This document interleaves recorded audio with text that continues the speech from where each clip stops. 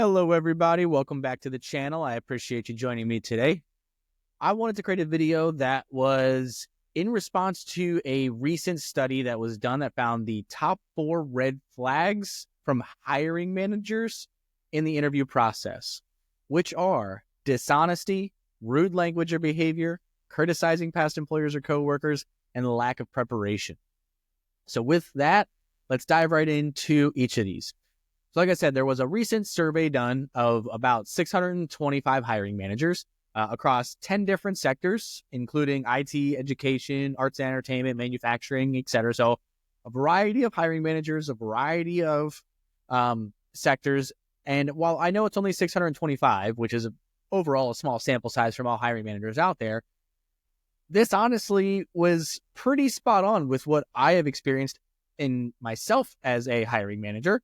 The feedback that I have been given as somebody who has been obviously on the interviewee side of the table a lot in my life, as well as what I provide my coaching clients. So this was very cool to see that this was right in line with just about all of the things that I preach and tell my clients, and a couple different ways of how to avoid these kind of things. So first and foremost, let's dive into the first one, dishonesty. This was the biggest red flag. So 63% of those surveyed found this as pretty close to a deal breaker or highly concerning. And really, this can come in a variety of forms. So I'll give you my own favorite story of mine. So with my IT background, I used to work at a data center, and the head of the data center was a previous Soviet Union citizen. Don't know when they came over, but had been in the States a long time. And obviously because of this was fluent in Russian. And someone that applied to a role at the data center decided to put on their resume for a little bit of fluff that they were multilingual, and one of the languages they spoke was Russian. And the crazy thing that I saw here was the gentleman was walking in the door. As soon as they walked in the door, the head of my data center was greeting them because he was doing the interview for the final stage, and greeted him in Russian while shaking his hand. And the guy had no idea what he said. So the interview didn't happen. I watched the head of my data center literally greet him, shake his hand, give the guy a few seconds to respond, and then just asked him to leave. I didn't understand what happened. So I actually went up to him after the fact and I said, "Why is the interview not happening?" And he said, "Well, look at his resume. He said that he was fluent in Russian. I greeted him in Russian, and he didn't know how to respond, nor did he know what I said. So if he's lying about that, what else is he lying about?" So that's just a blatant level of dishonesty right there. Now, some of the more nuanced ways that this can come about is, how are you portraying or selling yourself across the different media that a hiring manager or interviewer is going to view you? So the things to think about here, you have your common 3. I lump them in as pre-hire documentation, as I call it, which are resumes, LinkedIn, and cover letters. All 3 of these at a bare minimum should be in alignment in how you're portraying yourself, down to the fine details, meaning what was your title? What was your company? What were your achievements? What were the dates? What are your skills? All of these things should be in lockstep. Now, I understand cover letters a little bit different because, in my opinion, I think cover letters succeed the most when they're not a resume summary, but when they're actually much more of a narrative driven. So they're telling more of your story, your passion, and maybe some of the behind the scenes things to your resume. Or in the event that you are making a career transition, or you're going into an executive leadership role where maybe you could convey a little bit more of the narrative that you've discovered about the company. Whatever it might be, that's where I like the cover letter here. But again, if you're going to drive a little bit more about yourself and the behind-the-scenes operation of who you are and what you've done, or tell a little bit more about your story, that needs to align with the same messaging of your resume and your LinkedIn. So that's one aspect here. Now, one that also relates to a previous study that was done is your social media as a whole. And I know that LinkedIn I'm referring to here is a level of social media, but a 2023 Harris poll found that 70% of American companies, so if you're an international person watching this video, I don't quite have the stats on that in front of me, I apologize, but 70% of American companies during the hiring process will review a candidate's social media. Now, I do imagine the bulk of this is LinkedIn. So if I had to be fully transparent, they didn't say in the study which platform specifically they target, but I'm assuming that at least the bulk of this, LinkedIn counts. But you also have your common platforms, right? You do have Facebook, you do have X, you do have Instagram, you do have, did I say Facebook? Facebook, X, Instagram, TikTok, etc. And so if you're sitting there making videos or posting content that, or something that contradicts with what you're portraying of yourself as a professional, well, that's going to be a red flag. Or if you're saying that, if they ask why you're looking for a new job and you say, oh, well, in my previous employer, I just didn't have a lot of growth opportunity. I'm really seeking a place where I can take myself to the next level. In 3 years, I want to be a director of sales or whatever it might be, whatever message you're maybe delivering. But then if they look back and, 3 months earlier when you left that job, there's a video and a posting that's just like, I got fired today because of blah, blah, blah, right? Like, making sure that your messaging is key in the persona of who you are and who you're portraying yourself as is also going to fall into this dishonesty. And the last thing is, because where this is really going to be tested is in the interview. So it's like all of the things we've been talking about here, your social media, your resume, your LinkedIn, your cover letters, all of this is before you get in that room. What are the chances that if you have some little white lie somewhere, or you have some inconsistency or thing that you forgot about that you put on something somewhere to make yourself look better, that you remember all of those different factors and things that you push the envelope on from a fluffing or kind of fudging the truth level? What are the chances you actually remember all of those things? So when you get to the interview stage, you have to keep track of all of those things. And so it just also makes it harder on yourself. And considering the fact that this is the number one issue or the number one red flag by hiring managers, the risk is just not worth the reward. Just do not fluff. Do not lie. And, the biggest rule of thumb that I give people, because I've had a lot of, team members and people that work for me ask me this question. I've had a lot of clients obviously ask me this question, is should I put this on my resume or not? There's two criteria. One, is it relevant? If it's not relevant, well, then it probably shouldn't go on your resume. But the bigger one that relates to the point we're trying to make here is, can you speak to it? Not just if I ask you, what is it? What is a SWOT analysis? What is DNS in the IT world? That's the basic, right? But if I say, how have you used this? Tell me the biggest challenge when you went through this process. Tell me the story that you say here that you use a SWOT analysis to ultimately penetrate a new market. What was that like? If you can't tell that story, if you can't speak to it, if you can't back it up, don't put it on your resume. Don't put it on your LinkedIn. Don't put it in a cover letter. Don't mention it in an interview. Don't be ashamed of maybe what you lack. Ironically, use that as the leapfrog to show why you want to grow instead of fudging it. This is one of the things I'm going to relay back to you really quick, and then we'll get back to the topic here. Is common interview question. Tell me about your strengths and weaknesses, right? Or what is your biggest weakness? The thing with that question when it comes to the weaknesses is you actually want to convey a weakness. Hey, I have struggled at when performing a SWOT analysis, identifying the external opportunities. I'm really good at the external threats, but external opportunities are very difficult for me, and I've been trying to overcome that by doing A, B, and C. Genuine weaknesses. Show your humanity. So use that as the leapfrog. Don't feel like you have to know every single little thing. So the moral of the story, don't lie. Don't be dishonest. You need to be able to speak to everything to a granular degree. Last point on this, telling you a little bit about my interview style. When I'm interviewing candidates, I am somebody who will start with a very open-ended question. So I come from an IT background. So for those of you that might understand this question or might not, great. So I'm going to give something along the lines of, tell me about your usage of DNS. Okay, now I'm going to drill down. Now, what is an A record? What is an MX record? Okay, now when have you had to modify these? When have you had to use them? Tell me the troubleshooting steps in an issue with an A record. Like, I'm going to then drill down until I either get to a point of I don't know, or I'm actually satisfied that you have a very good in-depth knowledge of said thing, because I'm trying to figure out where you are on the depth of knowledge on a particular topic or question that I'm asking.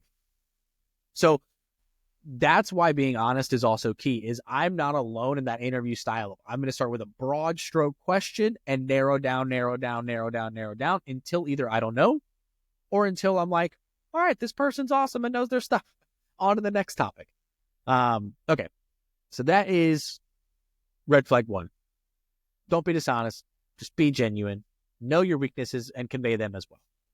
Second biggest red flag, which was 53% of the hiring managers in this survey counted this as a deal breaker or near deal breaker, which is rude language or behavior in the interview process. So this one shouldn't be a shocker at all. I'm actually going to second this, follow it up with another study in addition to this one. It was done by Leadership IQ, and 46% of Leadership IQ did a study of hiring managers and companies. 46% of new hires fail within 18 months. That's kind of crazy. Almost 1 in 2 people that are newly hired at a company fail in 18 months. Crazier part of this, 89% of those failures are due to bad attitude and interpersonal skills.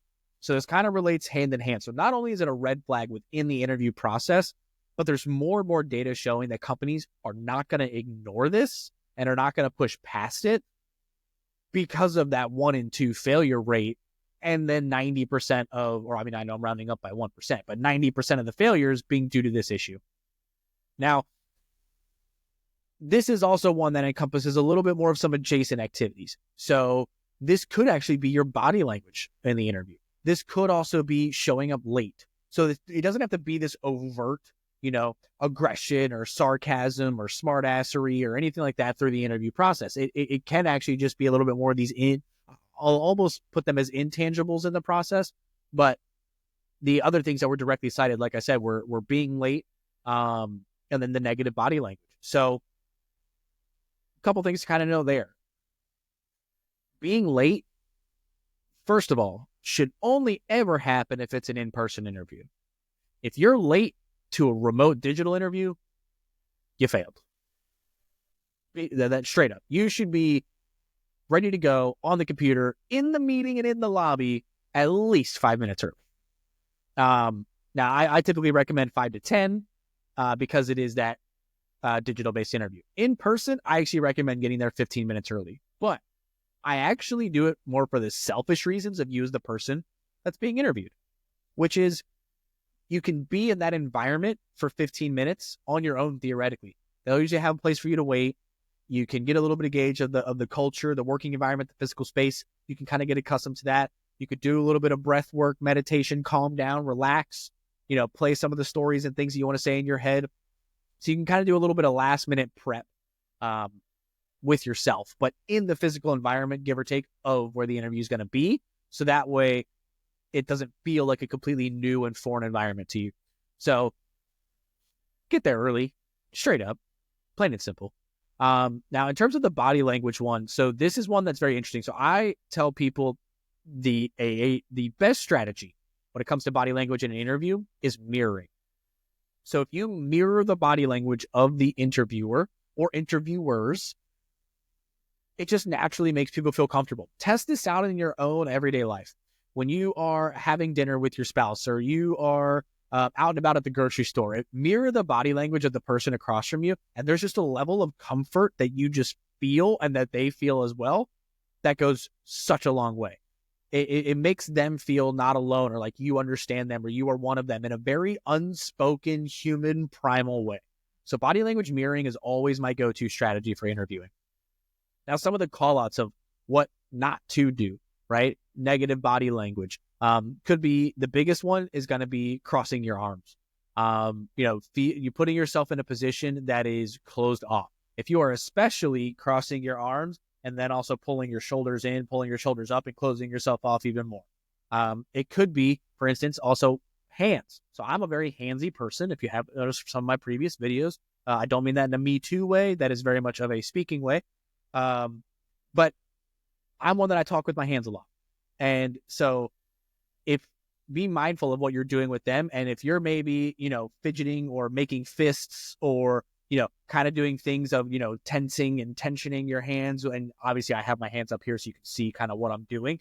But like if they're down by your sides and you're maybe clenching your fists or, displaying the, types of aggression or frustration in that way, be mindful of all those things. That's why I tell people to do the mirroring technique, is because if you are doing what they are doing, now if you do it the second that they do it, so if they were to, for instance, be, leaning forward and engaging with you, and then all of a sudden they lean back, and as soon as they lean back, you lean back, there might be a little bit of weirdness going on. So you'll want to time it. So, again, using that example, if someone's leaning forward, they ask you the question, and then maybe in the middle of your answer, they lean back, you stay leaning forward and leaning engaged. But then maybe, into the next question, or give yourself a little timer, but just, in the back of your head, but wait a little bit, leave a good enough gap that maybe when they're asking their next question, you lean back and relax a little bit. So that's the biggest thing there, so don't close yourself off with your crossed arm. Don't shrug your shoulders or bring them in. Don't be clenching your fists or anything like that. So just be mindful of your body language. And then outside of that, just being aggressive or disrespectful or argumentative, I mean, come on. Like, I'm not even going to waste a bunch of time on this. If you are doing that in an interview process, you are failing. The interview process should be discovery, respect, and a mutual understanding of that both parties are supposed to benefit from this interaction. And usually in any aspect of life, if you are being disrespectful, argumentative, or aggressive, both parties aren't winning. If anything, it's likely that both parties are losing. So I'm not going to go into those, but I wanted to dive in a little bit on the being late and the negative body language. I think the rest of it is pretty self-explanatory. If you have any questions about that, leave a comment down below. Third one. So this is one that comes up very often. I was actually shocked at how low the percentage was for this, but 31% of the people in this survey found criticizing past employers and coworkers as a near deal breaker or deal breaker. Like I said, I'm surprised at the 31% on this. I expected this to be much higher, because the easiest way to avoid all of this is whenever you get the tendency in your mind, or they ask a question about your previous employer or previous manager or whatever, that you want to sit there and go, oh, they didn't value their employees, or my previous manager had communication and organization issues and it just made everything chaotic, or whatever it is. All you have to do is just focus on what you did as the positive. So again, they didn't value their employees. So instead of saying that in any single way, you can present something along the lines of, well, I noticed that there was a compensation issue, and so I tried to rectify that by presenting market research, and gave that to my hiring manager to see what can be done, or ask if there was maybe financial issues with the organization. I really noticed that there was this issue, and I tried to solve it by doing some research and starting the conversation to make sure that we kept the best people that we had in our organization. Or I realized that it was maybe because of a lack of revenue issue. And so I proposed multiple initiatives for new product and service launches, based off of market research and competitor analysis, and doing, a SWOT analysis to identify these opportunities, then presented them to the organization. Going back to the communication one, instead of saying that your leader had communication organizational problems, well, I really took the time to try to understand how different people and stakeholders throughout the organization communicated, what their preferred communication method was. Was it through email? Was it through chat? Was it through video? Was it over the phone? And really adapted that throughout the organization. And that grew me as a professional to allow me to have a much more in-depth and a wider breadth of a tool belt. Spinning these things into focusing on you, what you did and your accomplishments, and you to overcome it. You don't have to say you did overcome it, right? Going back to the one about the valuing of employees, the likelihood that you actually sat there and got raises for everybody or better benefits or whatever is probably pretty low. No offense to any of us out there, right? But that's always a big needle to move, or a hard needle to move. But the communication one, as long as you grew as a professional, you are now better equipped for trying to adapt and trying to be better. And same thing with organization, right? I come from an IT background. We do a lot of tickets and project management, so I implemented, ticket severities and ticket priorities and SLAs in order to define these criteria of how to prioritize work for the whole team and implement the system and move it forward. And here was the result. So that's the easiest way to avoid the criticizing or, bad talking and bad mouthing about your previous people, the previous company, or whatever. And I know that I mentioned that I found the 31% is low. Part of the reason why is backing that up is there was an organization called Creative Group. So I'm not just describing somebody out there, but they did a survey that found that 62% of specifically executives found this as a deal breaker. And for you that don't understand why this is a deal breaker is because the thing that they don't want, whether it's the hiring manager or an executive or whoever's interviewing you, is they don't want negativity in their organization.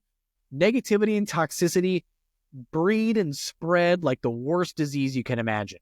So that's why they don't want it as number one. Number two is because they don't want the reputation out there. And if you're somebody who's willing to badmouth your previous employer, who's also not willing to say, or they don't know whether or not you're spinning the narrative, right? So you might go out there and present this knowledge of your perspective, but it lacked a bunch of other perspective and knowledge and understanding to come to. And so you end up badmouthing people for things that actually aren't even valid, or that maybe that company is solving, or whatever it might be.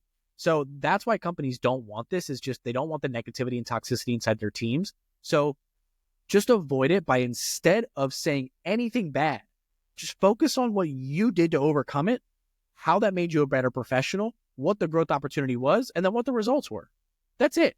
And that makes you look good, that you are constantly looking to overcome challenges. All right, final red flag, fourth one. This one is something that I will say I always give the advice, but there's even times where in the job market that I don't always adhere to this. So please know that you are not alone. We are all human. But the fourth one, at 20% of the people surveyed here, mentioning that this was either a deal breaker or near deal breaker, is lack of preparation. And the biggest tool that I have to solve this, that I have used for my last few job cycles, is a simple Excel spreadsheet. So have an Excel spreadsheet that says the company name, a link to the description or like the posting that you applied to, have a column for like your initial research. So maybe their mission, their vision, their values, things they kind of have publicly about them, that sort of stuff. Then have a notes column. So this is where, like, if you go look at their LinkedIn page, look at their content, look at their website, when you kind of do that additional research beyond just their kind of core values. And like I said, core values and mission, put some notes in there, and then do a column for every interview stage and have notes for that interview stage. Who's the person that interviewed you? What were the key takeaways? What did you learn? What did they learn? What did they ask about? But mostly about what did you learn? Have your notes, and then you can stack those up and take that with you throughout the whole interview process. But that Excel spreadsheet can be a lifesaver, especially when, honestly, in my opinion, right now in the job market, volume is the name of the game. Yes, there's a lot of jobs being gotten by networking and things like that, but it's just such a brutal competitive market that if you put all your eggs into 5 baskets of applications, the likelihood of you getting one of those 5 is incredibly low because companies have their pick of the litter. So the competition is just so severe that unless you are a 1% of 1% candidate, it's going to be a numbers game. And if you're a 1% of 1% candidate, then to some extent, companies are probably coming to you, or you're not looking to leave your job because you're just taken care of. And that's just the reality. And it's not to disparage anyone listening to this. Again, I just went through a job search myself. I did a volume strategy.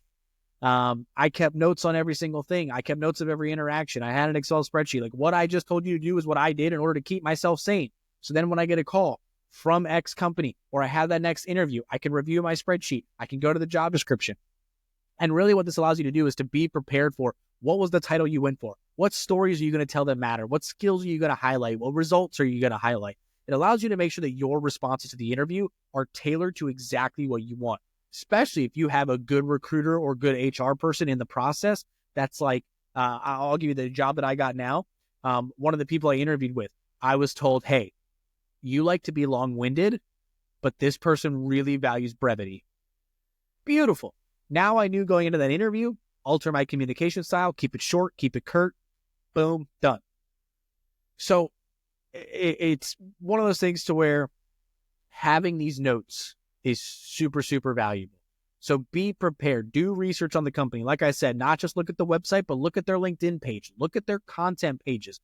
And that will give you a lot more insight. You want to go above and beyond?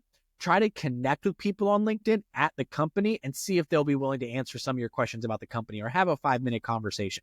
It can go so far in making you look good and tailor everything appropriately. So, summarize here. Recent survey of 625 U.S.-based hiring managers resulted in the top 4 red flags in the hiring process being dishonesty, rude language or behavior, criticizing past employers or coworkers, and a lack of preparation. How you solve each of those real quick. Dishonesty. Don't be dishonest. Rude language or behavior. Be punctual, be polite, be attentive. Criticizing past employers. Frame every challenge or issue as what you did as a professional to overcome it and your growth opportunity. And lastly, lack of preparation. Just prepare. Have an Excel spreadsheet that has the company name, the position, the job description, notes about every step of the interview, notes about your research, all that good stuff. Boom. Done. End of story. If you have any other strategies, any questions, or anything about the interview process or about anything I said here, leave a comment down below. If you like this video, hit the like button, hit the notification bell, subscribe to the channel. And with that, I appreciate you listening to me today. And until next time, thank you.